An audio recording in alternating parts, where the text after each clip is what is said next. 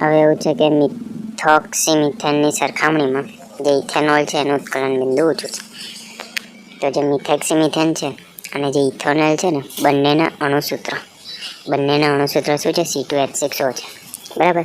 અને એમના આણ્વીય દળ છે ને એ પણ સમાન છે. કેટલા છે? 46 ગ્રામ, બરાબર. તેમ છતાં પણ તેમનું ઉત્કલન બિંદુ છે જે સરખું નથી. આ બધું સરખું છે તો પણ એમનું ઉત્કલન બિંદુ સરખું નથી. કેમ? કારણ કે જે મિથોક્સીમિથેન છે ને એ ઇથર સમૂહ છે અને ધ્રુવીય નથી, બરાબર છે. અને ઇથરમાં H બંધ હોતો નથી, હાઇડ્રોજન નથી હોતો. ઓકે. હવે આલ્કોહોલમાં OH બંધ જે છે ને એ ધ્રુવીય હોય છે, બરાબર. એના કારણે જે ઇથેનોલના જે અલગ અલગ અણુઓ વચ્ચે છે ને હાઇડ્રોજન બંધ હોય છે. ઓકે, મતલબ કે આ મિથોક્સીમિથેનમાં હાઇડ્રોજન બંધ નથી હોતો અને ઇથેનોલમાં હાઇડ્રોજન બંધ હોય છે, બરાબર. તો એના કારણે ઇથેનોલનું ઉત્કલન બિંદુ ઊંચું હોય છે અને મિથોક્સીમિથેનનું નીચું હોય છે, બરાબર. બસ આટલું લખવાનું.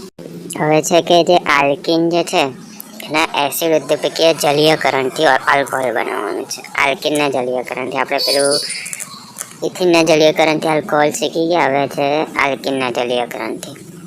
બંને થોડું અલગ અલગ છે. બનાવટ શું થશે? તો કે જે આમાં જે આલ્કીન જે સંયોજનો છે ને કોઈ પણ એસિડ મંદ HCl લઈ લો, ચલો. એની હાજરીમાં પાણીની મતલબ HOH એનો મતલબ H2O થાય, બરાબર. તો H2O સાથે પ્રક્રિયા કરશે તો આલ્કોહોલ બની જશે. સિમ્પલ. આલ્કીન જે છે, આલ્કીન એટલે કે Cના ડબલ બોન્ડને આમ બતાવી દેવાના બંને બાજુ, એ પાણી સાથે પ્રક્રિયા કરશે, બરાબર. તો આપણને આલ્કોહોલ મળી જશે.